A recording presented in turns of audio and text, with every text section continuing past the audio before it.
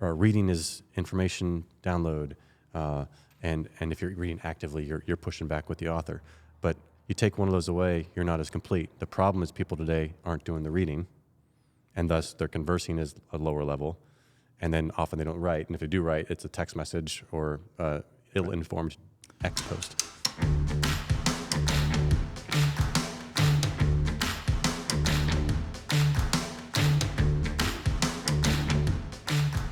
All right, thanks for enjoying this video with us, Andy. It's great to have you with us. And on this particular interview, which is uncommon, I have both Andy and Joe Rigney. And because Andy's in town, we're simply going to sit, talk, and catch up. So glad you could join us. And I thought you should probably start by just telling us who you are. So Andy, tell everybody who you are. My name is Andy Naselli. I'm married to Jenny. We have 4 daughters, and we live in the Minneapolis area. I'm buddies with Joe. We used to serve together for over a decade in Minneapolis at Bethlehem College and Seminary. Yeah. I'm still a little bit sore that he's not there. A decade, huh? Let's talk about your feelings, Andy. Man. Well, let's have some empathy here. That's right. That's a sin, right? Yeah, A decade, that's a long haul. Yeah, so I when came in did- 2013. Joe was there a few years before that on faculty, Okay. and he was doing his MA here at the time. Okay. So I've been teaching there since 2013, systematic theology, New Testament, ethics. Now it's primarily systematic theology. And I'm also a pastor. I've been a pastor for about 9 years of Bethlehem Baptist Church and the North Church. When did you start Cities Church? Was that 2015? Okay, so we had some overlap there when I came. And I'm now in the process of starting a church with some friends in about a month in the Stillwater, Minneapolis area. It's so Minneapolis, St. Paul is a big city area, and just a little bit north and east is a place called Stillwater. Okay. We just moved out there, and we're about to start January 5 to covenant as a church, and we're eager to do that. And Stillwater's kind of like, it's on the Minnesota-Wisconsin border. St. Croix River runs kind of right by it. It's like this idyllic, it's this awesome little town. How far from Bethlehem College and Seminary? Downtown, probably 35 minutes. We moved into Lake Elmo. That's maybe a 25-minute drive on average. Okay. And were you doing the primary preaching at the church? Yeah. So I've talked to some friends you would know, like Tom Schreiner or Jim Hamilton, who are lead preachers, or Tom used to be, preach most of the sermons, and they're also full-time professors. They're writing books and articles. They're fully in the academic world, but it's not exclusively academic. So with God's help, I'm going to try to do that. One thing that we've done is already hired a guy full-time as a pastor named Nathan Colstock. He graduated with an MDiv from our school, and he's a great guy. And I couldn't do it without a guy like that. And then I have some other friends. He's gonna be kind of doing a lot of the organizational. Right, but he's also a really good preacher Right. and teacher. And then I have a couple of other friends, Dustin Williams and Tom Dodds, are both businessmen who are going to be pastors and helping out. Mm-hmm. Okay. And will that be new, or were you the primary kind of preaching guy? This is new. So this is new. Mm-hmm. All right. But still is going to teach the systematic theology at Bethlehem. With God's help. Okay.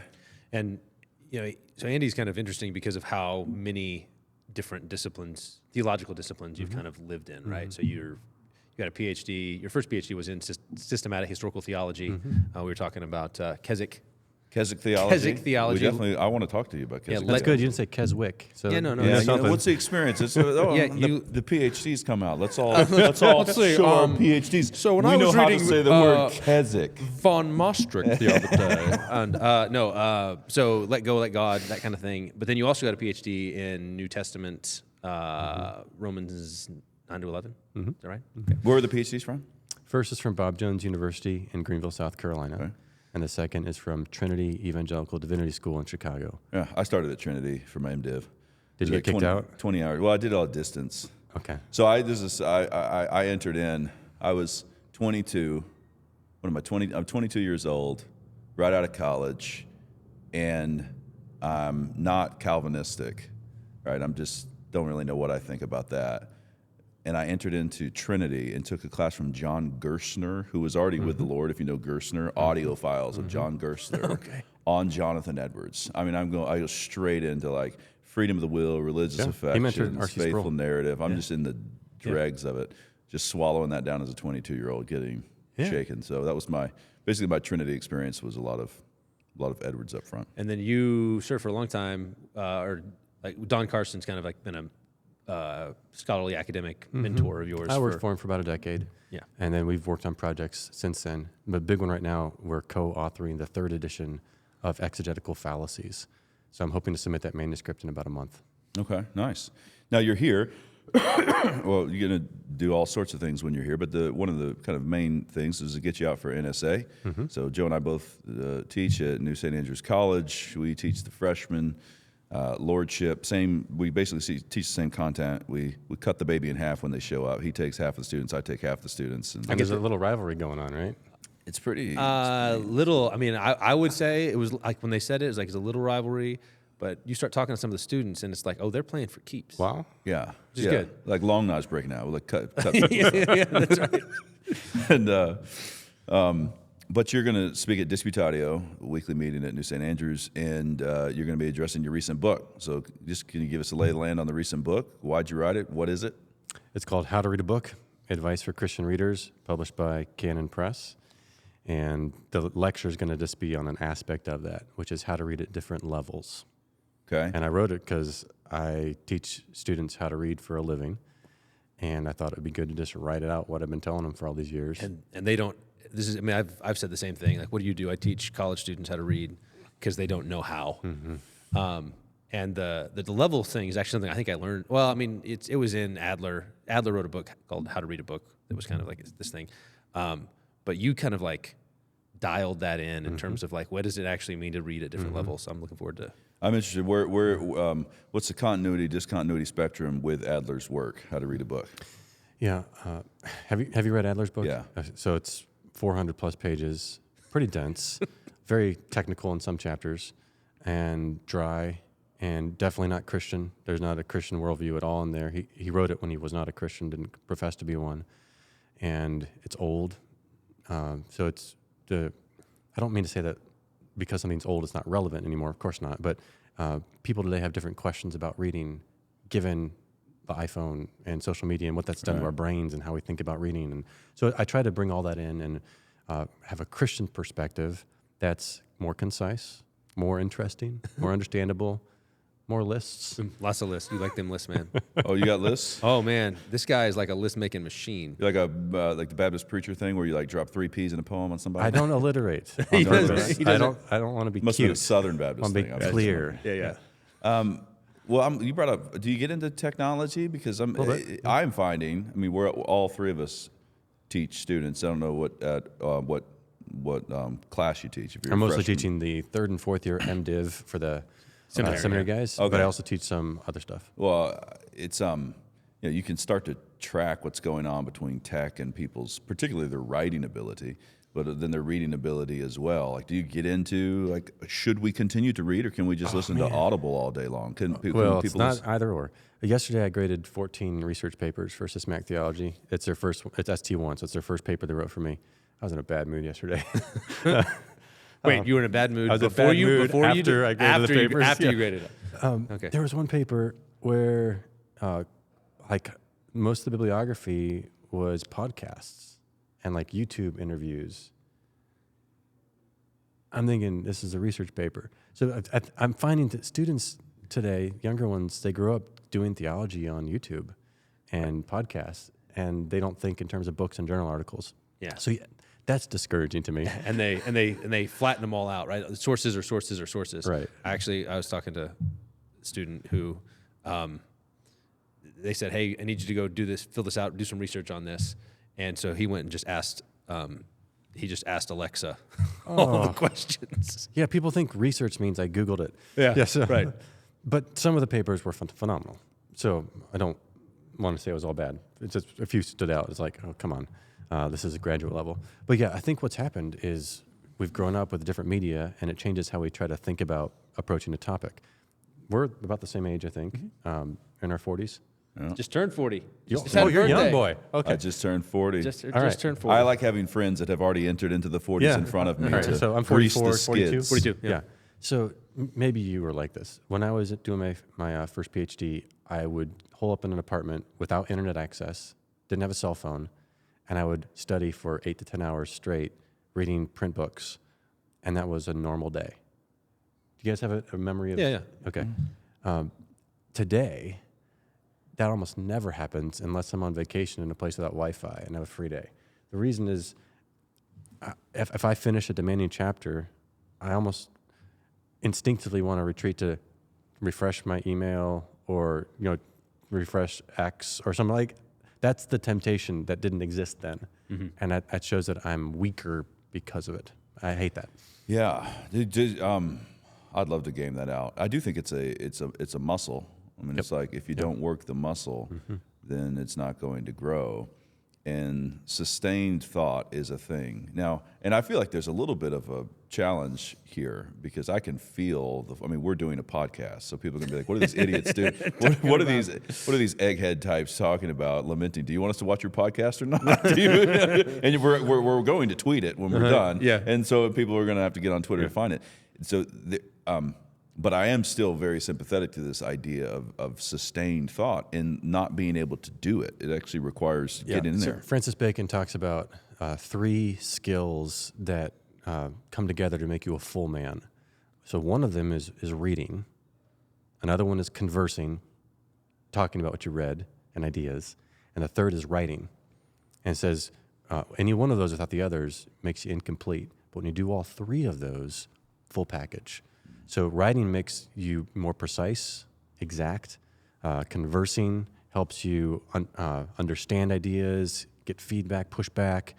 Reading is information download. And if you're reading actively, you're pushing back with the author.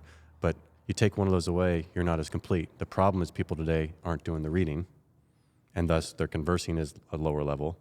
And then often they don't write. And if they do write, it's a text message or ill-informed X post. But I wonder about the kind of reading. So let's just take reading. Let's say you have readers.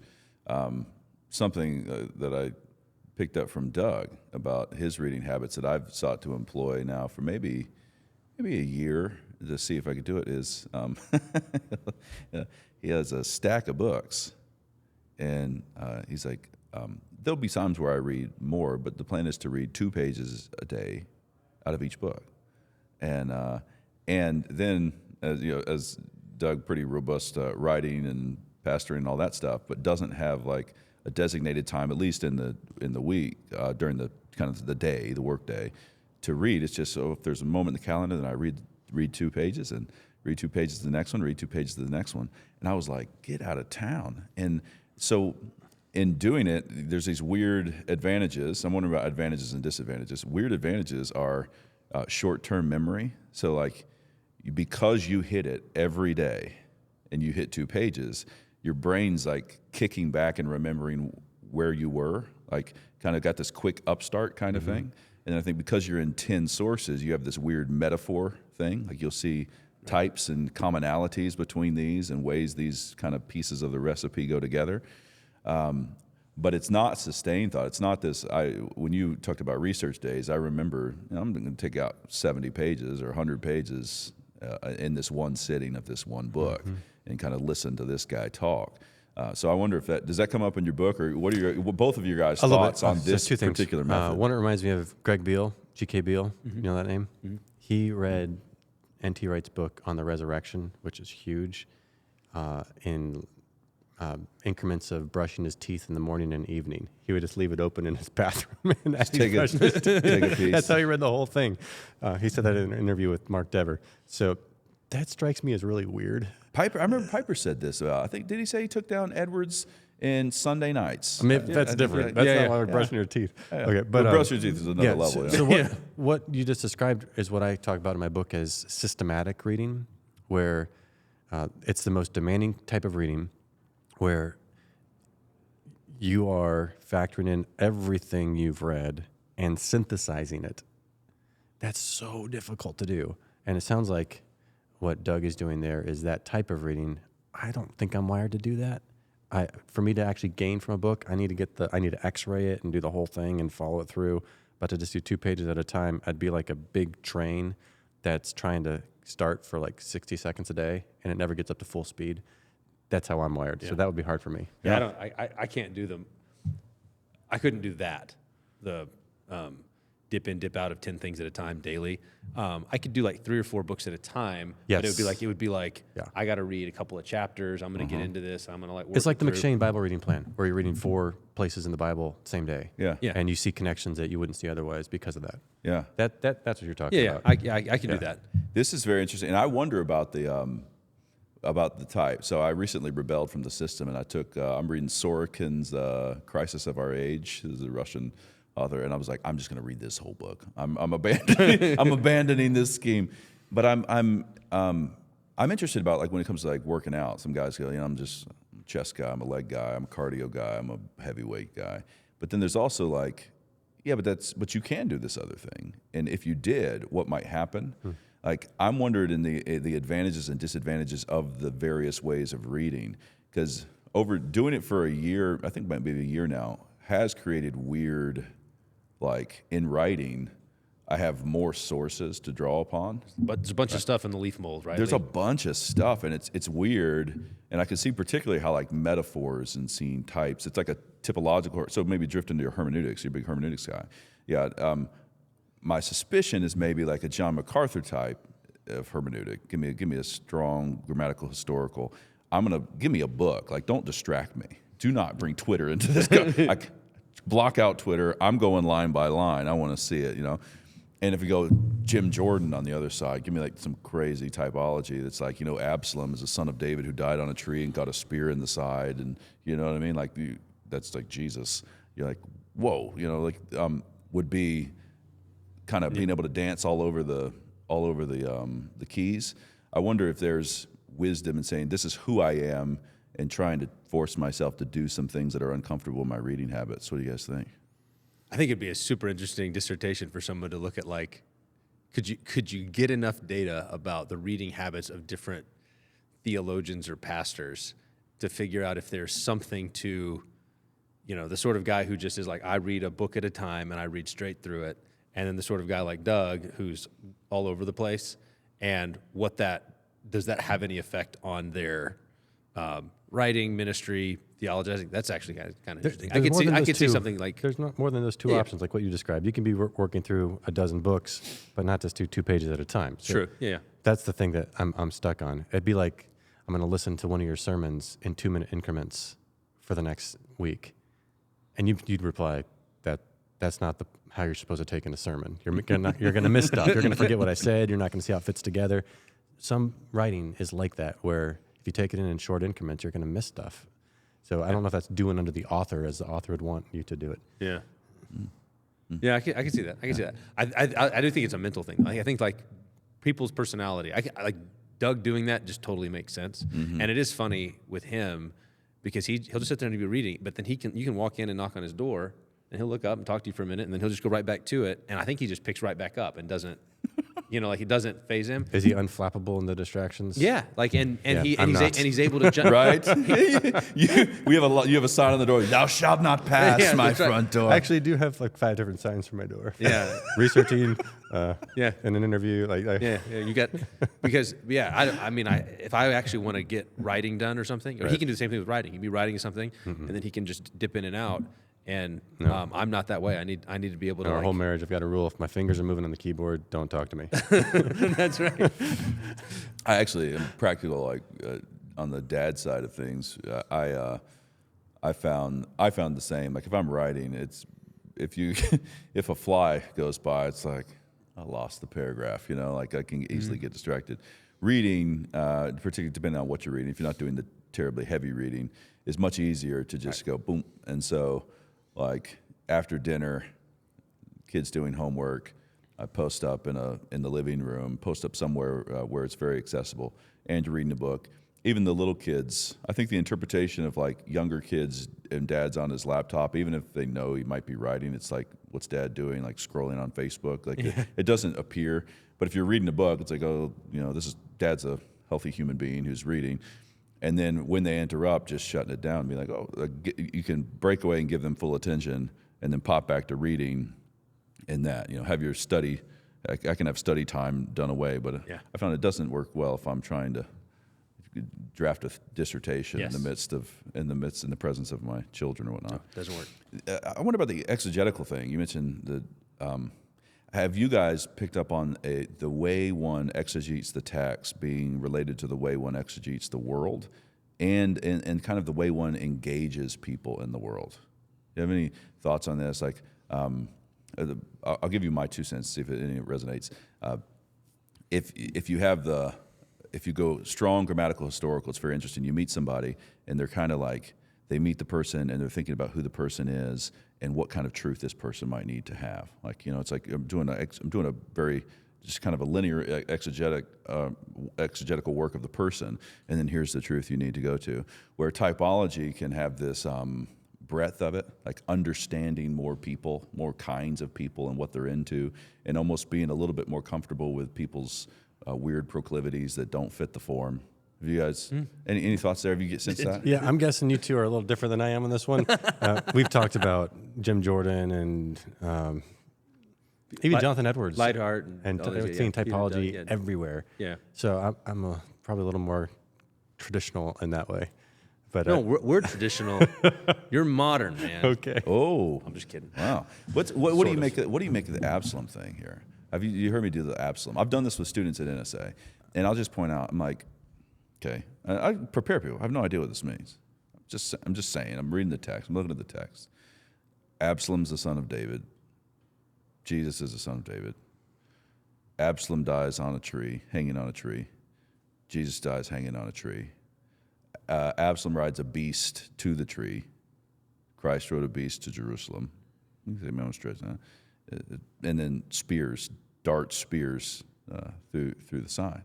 I'm thinking, that's a lot of things that like light up on the dashboard. I'm in. It depends on what you conclude from that. So I think typology is picture prophecy that God designed and intended to point towards something greater. So you could argue the human author may not have been aware of all that, but God was, and it didn't contradict the human author, so God can intend more than the human author intended. And that shouldn't surprise us that the omniscient God could intend more than the human author. Yeah. And if all you're saying is this is foreshadowing something way greater than this picture, sure. Where people get nervous is Absalom was a loser. Like he was in no sense a savior. So that tower of cards you just built crumbles right there. Well, no, if all you're saying is there are some similarities that point forward to something greater, fine. Jesus is the true and greater Absalom, and he became a loser on our behalf. I probably wouldn't say it like that, but you can do that if you want to. I think I'd do that. I also think my favorite thing about the Absalom thing is that like when he got stuck on the tree because he had this long hair. Yeah. That's my favorite part. Yeah. Like dude was like Fabio, like got all his hair up, and then like that's the thing that brought him down. Right. That is a fascinating part of the story. So it's interesting, Andy. You're saying you got there's comfortability with the typological hermeneutic, and then various levels of kind of riding the brake on it. But basically seeing that and going, yeah, actually God intended that. Like God is the one who lit up those lights on the dashboard. Right. And when you exegete the world around you, there's a phrase you might hear people say is that God tells the best stories. Mm-hmm. Mm-hmm. Like, I forget the dude's name, but the new director for health that Trump just appointed. Jay? That guy. Yeah, the guy. Bhattacharya? Yeah. That's a pretty cool story. Yeah, if you understand. Yeah, like right. Seeing Providence. This guy he was exiled to the wilderness because he was, not doing COVID, and then all of a sudden he's brought back in. Yeah. So if that's what you're talking about exegeting the world around us, yes, I think we should do more of that. Of this thinking through, and there's so much we're missing because we're not looking for it. I do think on the Bible reading side, so I did this yesterday with a recitation with our students. They're reading Augustine, City of God, and they're reading the part about where he's kind of walking through basically Noah to David. Is that chapter, and so it's talking about Abraham, and Augustine tries to like make Abraham like a good guy all the time, basically. Like whereas like modern evangelicals tend to want to be like, there are no heroes in the Bible except one. There's only Jesus, and everything else largely, all of the stuff that looks bad is bad. They're sinners. You're a sinner. Whereas Augustine is like, no, these are the heroes of the faith. So you might think it looks bad, but it wasn't bad. And sometimes, and so we were talking about this dynamic of like, how do we approach some of these? You got there's clear ones where it's like David committed adultery, and Nathan said that was sin, and we have Bible verses, this is clearly bad. And then you've got Josiah tore down the high places, this is clearly good, but the text is telling us directly. Then there's these other ones like Abraham, Hagar, Ishmael, that whole, Sarah given the concubine, or the sister wife trick, which were the two that were in there. And it was like, okay, let's look at these. And what I was arguing was you have to learn to get the dashboard to light up, basically, right? So you're reading the Hagar one, and Abraham listened to the voice of his wife. And you're like, huh. And then it says she took Hagar and gave her to Abraham, and you're like, huh. And it's like if you read Genesis 3, it's like I've seen this. We're here. This is a forbidden fruit story, right? This is Genesis 3. And Abraham should not be listening to the voice of his wife and taking this. This is attempting to do, God made a promise, you'll have a son. This is taking matters into your own hand. This is not good. And then the immediate consequences, like there's an exile involved, like Hagar gets sent. Hagar's the one who gets sent out, not the others, but there's exiles involved, and it's this kind of like, you see all the Genesis 3 stuff. And that's what leads you to conclude, even though there's no prophet that comes in and says, Abraham, this was bad, I can conclude, based on the comparison, this was bad. Whereas with the sister wife trick, I think it's the opposite, because it's Abraham goes to Egypt during a famine, his wife gets taken, God brings plagues on Pharaoh and his household, and then Abraham leaves Egypt laden with Egyptian wealth, and I'm like, oh, I've seen this movie, but it hasn't happened yet, right? Like this is preamble. This is the preamble to the Exodus, and so it's like it's the story comparison kind of helps to orient us in unclear places. By God tells the same kinds of stories. He rhymes. Yeah, and then in the road to Emmaus, their eyes are opened, and Jesus says, "Take and eat." Yeah, there's a story continuing there. Yeah, right. Yeah, so this is the good kind of eat. This is taking and eating versus the. This is when God opens. Yeah, and I wonder about that text as I was hearing you exegete the Sarah and Hagar. Yeah. There are those who said when Sarah says, "Cast out the slave woman and her son," she is the true church speaking. Yeah. She's the true church speaking, and this is an excommunication of Hagar and Ishmael, right? Ishmael had circumcision just the same way that Isaac did, and yet this is actually the true church saying, cast out the slave woman and her son. So even drawing these women are two covenants from Galatians 4 being, of course, in the background. Yeah, so Paul's gonna do a lot with that story that we get nervous about. You're making me nervous talking about covenants and circumcision. So change the subject. And we will always find a way to talk about covenants and circumcision. Yeah, I'm tempted to do a deep dive into Galatians 4 because I think Galatians 4 is like fascinating to me. But I do think that's typology, by the way. Yeah.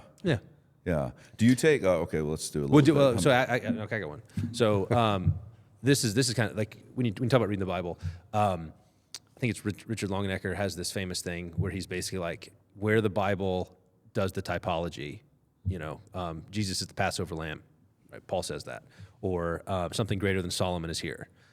Where the Bible explicitly does it, we can do it, but where the Bible doesn't explicitly identify the connection, we can't. Would you say no? We can. My second dissertation is doing that. It's seeing typology that Paul doesn't call typology. It's in Romans 11, 34 and 35. So yes, I totally agree with that. Okay. I reject Longenecker's view there. Okay. Yeah. I was curious. Yeah. Galatians 4, you take these women are two covenants. What covenants do you take them to be? You just for a second. I'm interested to know. Hang on, my mind just went down 3 steps. This is a trap. So I'm trying to figure out what's happening here. How do you get out of it? I'm not just you can't trap a New Testament exegetical scholar or anything. I'm just. Let me turn the table on you. You would understand those to be which covenants? I take those covenants to be the Old and New covenants of grace. And you're going to connect this somehow to infant baptism. Make the connection so I can see where you're going. I was just wondering what covenants you take them to be. If they're I don't know how they couldn't be the Old and New. So I'm glad that we're seeing that the same way. Okay. But the Old and New, but the Old is Moses, and I take the Old to be the covenant of grace. I take Moses to be the covenant of grace. You just wrote a blog or an article on this. Yeah. I saw that. Wrote a blog on this. That's kind of like, interesting. That's like the Paedo-Baptist. That's the most historically broadly accepted Paedo-Baptist deal is that Moses is a covenant of grace. Which basically means that there's continuity between the Mosaic covenant and the New Covenant in ways that some Presbyterians and Baptists tend to think there's discontinuity between Moses. Right. John Owen didn't think it was the covenant of grace. And so he kind of created room to go, it's this other thing. So, and then the Baptists said, and so was Abraham. So Abraham wasn't the covenant of grace either. And thus you get circumcision being the sign of a covenant that is non-salvific, and further discontinuity between circumcision and baptism. I need to meditate on this more before Wisely. Yeah, that typology stuff is fascinating, though, in Galatians 4, and then, of course, all throughout Scripture. So let's... Do you think learning to read typology in the Bible, you kind of alluded to God tells the best stories, should we do that outside the Bible? Is the Bible teaching us how to read other stuff in this way? Like read like the story we're in? First, it teaches you how to read other literature. Okay. It's like you can't read any good literature without seeing those kind of patterns, if it's a good author. Like even J.K. Rowling does this repeatedly in her 7 books. Yeah. Where you lay out themes in the first books that climax in the last books. That's just good storytelling. But you're talking more about history. There's a Garrison Keillor's brother, Stephen. Yeah. He's been in, I've been overseeing him as one of his elders for the last several years. Oh, really? In the North Church. Yeah. He used to come teach when I was first started at Bethlehem. He would come guest lecture for us. Okay, so you know him too. Yeah. He wrote a whole book on how to understand Providence historically. Yeah. So it's in recent days that historians have gotten cold feet about seeing God's hand in events. Yeah. And they're afraid to talk about God did this and here's why. In extra biblical history, post biblical Correct. history. So you to say, Lincoln's like, or the Civil War is a judgment from God. Mm-hmm. It's like modern historians are like, no, we don't do this. Yeah, and because you don't have the biblical footing to say God said this, therefore that's true. No authoritative prophet to come tell you. But I think you can make a wise judgment to say, given how God has worked in Bible times, and given what He's done in these times, it seems to us that this is what God's doing. I don't think it's wrong to do that. I think it's actually wise to do that, but you have to have that sense of, well, I could be wrong here. You don't want to be like a prophet, saying, you're going out of your depth and you don't have the biblical footing for it. Yeah.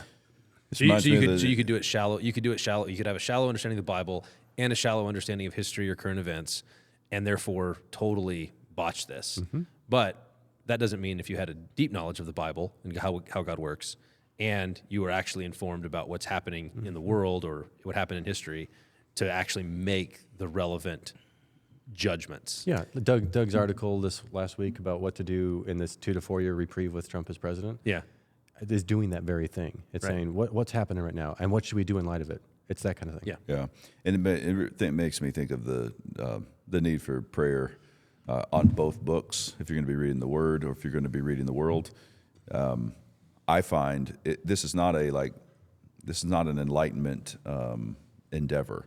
It's not like, become good, get your senses attuned to being able to ascertain Scripture in the world in an enlightenment sense. It is absolutely prayer. Like most of the time, most of the insights that you get from Scripture that are like really like shocking, they almost scare you, right? It's like boom, you're like, whoa, I've never, and I think it's the same way with reading the world. So it's much easier to read past events than it is to actually read like while God's speaking in the present through His providence.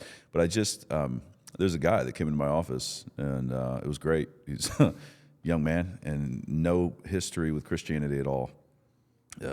Never been to church, never read the Bible, nothing. Parents didn't go to church, and he's like, "I'm now a Christian and I need to be baptized." And I was like, excellent, and credo baptism. He's like, a credo. It will be a credo profession. But it's fascinating to hear him go.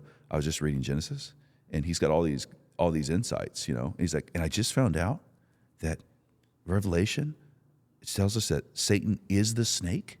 He's like, this is amazing. You know what I mean? He's like, I think Christians like normally know this, but when you read it the first time, you know, and then the binding of Isaac, like he's got these insights into the binding of Isaac.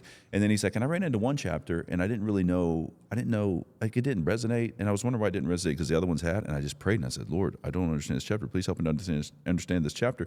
He's like, a little bit later, it's like, it hit me. And I was like, that's how it works, man. Like that, it was so refreshing to hear like, this is how we actually become good readers. Like it's by saying, God, please help me. When I first came to Bethlehem, we were passed around as faculty what ideas for THM theses, and you put on there snakes and dragons. Yeah. And I saw that, and I'm like, I'm writing a book on that. Yeah. So that Yeah. I don't know if you remember that. Yeah, but yeah, you I put do. that seed for me. I thought, Yeah. That's All right, so you've written Surface other books. Well, I remember one book that I greatly benefited from that you wrote, dissertation, I guess, right? Was Keswick Theology. Yeah. Let Go and Let God. I think that might have been the first time we corresponded because I was like, this is really good. And I think I was in... Just clarify. The title is Let Go and Let God, and then there's a question mark. And a question mark, right? We're not fans. It's not of an this. exhortation. And I don't know if you quoted Packer on this. I I've did. heard Packer on this. Yeah. His little famous line. Trust God and get going? Trust God and get going. It's not let go and let God. It's trust God and get going. So can you just give us a quick sketch? Like, Sure. And this is, we did joke at the beginning. What is this? Throwback to like late 90s? Late 90s, early 2000s. 2000s. It's probably early 2000s. Right. Just imagine that this is like the Gospel Coalition back when Vodi Bakum was still there. It's really a throwback to the 1870s. That's right. Yeah. We're going way back. Yeah. But you know, this is a good moment. Let's talk about Keswick Theology a bit. Yeah, so it began in 1875. 1920 was its first generation. Keswick is a place in England, and they had an annual conference that highlighted this version of progressive sanctification. So I'll contrast it with what I would call the New Testament version of progressive sanctification, or some call it the Reformed version, which is when a person becomes a Christian, God gives them new life, and that Christian immediately starts growing. So if you're to map it out on a timeline, you have conversion and then gradual growth. And it's, you can see with my fingers here, I'm going up and down, Ups up and and down. downs. Like it's gonna look different for every person. But if you start at the beginning and go to the end, there's upward growth over time. Yeah, this is, we call this postmillennialism, but yeah. Yeah, it's the same thing. Happens to individuals and he it would happens come to to the my whole class. church. It's amazing. Side note, when I teach ST3, eschatology, I would always bring Joe in every year to say, here's a real life postmillennialist. Listen to him. Here he is. Because I can't find anybody else who believes this, but now it's everywhere. Anyway, but he would do the whole thing with that. So that's the view of progressive sanctification, I think, is the correct view. In contrast, Keswick would say, if you map it out, you're converted, and then there's not a growth line yet. There's a flat line where you're carnal, you're not spirit-filled. Then there's a crisis. That's the crisis is when you let go and let God. And then that's when you turn in, it's like Clark Kent turning into Superman. It's like, boom. Sinless. Wesleyan perfectionism, yeah? Well, I think I'll come back to that. So you're sinless, but you can lose it and gain it and lose it and gain it. And you gain it by being spirit-filled, letting go and let God, consecrating yourself. The difference with Wesleyan perfectionism is they would actually refer to that state as Christian perfection. That's the term Wesley would use. The Keswick guys don't quite say it like that. The Keswick guys, once you get hit, once you get your second blessing, is it No, does it they'll say hold? second, third, Or- fourth, fifth. Lots of blessings. The problem is whenever they're sinning, it means they lost it and they got to get it back again. So the whole model is I got to get spirit filled again. In other words, it's a quick fix to dealing with sin. Instead of what's the Bible's approach to dealing with my sin is kill it, root it out. And with the means of they hold grace. a category of carnal Christian. So you're Oh, a yeah. Christian, but you're a carnal Christian. yeah. So this was a precursor to Pentecostalism, Azusa Oh, yeah. Street, Oh, yeah. and actually when you get the baptism of the Spirit, which is the second hit of the Spirit. Yeah, so that's when you speak in tongues. In historical order, you had the Wesleyan perfectionism, then the Keswick theology, then Pentecostalism, and then Dallas Seminary's Chafferian view, which is when you become a Christian, there is gradual growth right away, but there's a dedication. Let me put it this way. The gradual growth actually happens at dedication, and then gradual... I'm saying this the wrong way. I wish I could map it. I mean, I need a whiteboard. Yeah, that's right. Professors. You're converted, you're carnal, there's a dedication, and then the gradual growth starts. So like the Reform view where you have gradual growth, that starts for the Chafferian view. That's Louis Berry Chafer, Charles Ryrie. That starts later after conversion. So those different views are all variations of basically when does progressive sanctification begin in earnest? When does the growth happen? I think the Bible teaches it happens at conversion. And all these other views chronologically separate justification and progressive sanctification. That's the issue. And a big part of it too, this is also where like one of the things it's trying to create space for is a kind of is that carnal Christian who lives in sin, often lives in sin unrepentantly, but professes Christ. It's a way to keep him in. Yeah, Sometimes. or a nicer way to say it is they are trying to be holy, and they want to be holy, and this looks like the fastest way to get there. Right. So it's. I don't think their motives are always bad. Okay. Yeah. Yeah, that's good. There's some, and man, sanctification doctrine is important too, because it can throw you. It can kind of mess people up. My grandmother, who is now with the Lord, lovely Christian woman, but she was at actually like this holiness camp down in Florida, and the people there at this camp it was basically homes, but the homes were kind of like the land I think was owned by this particular camp that I think was like the Wesleyan holiness tradition. And they would teach it, and I remember it wasn't until like I was in seminary, growing up, I wasn't aware that this was her system. And went to seminary and I learned about this, and she said enough things that I was like, huh. I said, can you send me, what's the minister say? She sent me a CD. She's like, this is exactly what he teaches. And the guy was like, there's carnal Christians. I mean, he just went right into it. And I was like, oh, shoot, this is the system.